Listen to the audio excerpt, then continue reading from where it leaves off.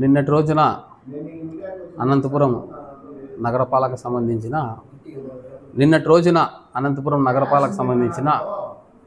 Mayor గారు ఒక హోదాలో ఉండి ఆయన తెలిసి మాట్లాడుతున్నారో తెలియక మాట్లాడుతున్నారో ఒక గౌరవ ఎమ్మెల్యే గారి మీద మన దగ్గుపాటి ప్రసాద్ అన్న మీద లేని మాట్లాడడం చాలా తీవ్రంగా ఖండిస్తున్నాం. నగర అభివృద్ధి ఎవరు చేస్తున్నారు, ఎవరు చేస్తా అంటే ప్రజలు ఆదర్శిస్తున్నారు అనేది ఈయన తట్టుకోలేక పిచ్చెక్కి మాట్లాడుతున్నారు.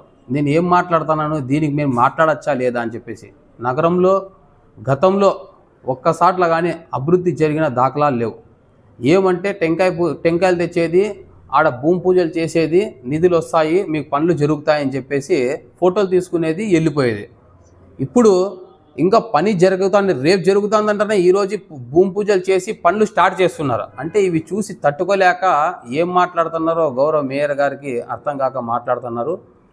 మీరు కౌన్సిలింగ్ హాల్లో ఒక కౌన్సిలింగ్ మీటింగ్ జరుగుతున్నప్పుడు మీరే తెలుసుకున్నారు, మీ పార్టీకి సంబంధించిన కార్పొరేటర్లే అయ్యా మా వార్డులో పనులు జరగడం లేదు, మా వార్డులో ఏమాత్రం అభివృద్ధి జరగడం లేదు అని చెప్పేసి ప్రతి కౌన్సిలింగ్ మీటింగ్లో కూడా మీ ముందర వచ్చి కింద కూర్చొని అక్కడ దీక్ష చేసిన కార్యక్రమాలు ఉన్నాయి, కింద కూర్చొని మాకు పనులు చేపట్టండి అయ్యా అని చెప్పేసి చెప్పిన మాటలు కూడా ఉన్నాయి. ప్రతి ఒక్క పేపర్లో కూడా చూసుకోండి, మీరు మీ గురించి ఎంతగా రాసినారు ఏ పనులు చేయడం లేదని.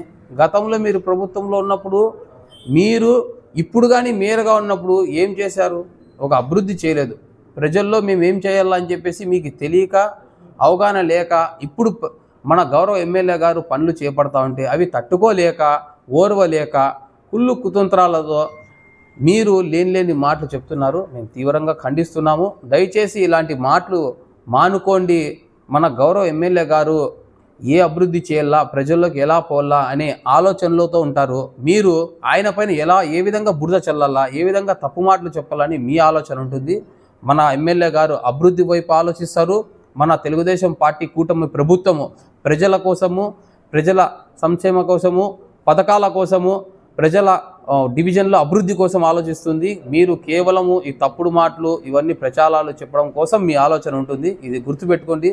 ఇంకోసారి ఇలాంటి మాటలు మాట్లాడితే మేము తీవ్రంగా ఖండిస్తాం.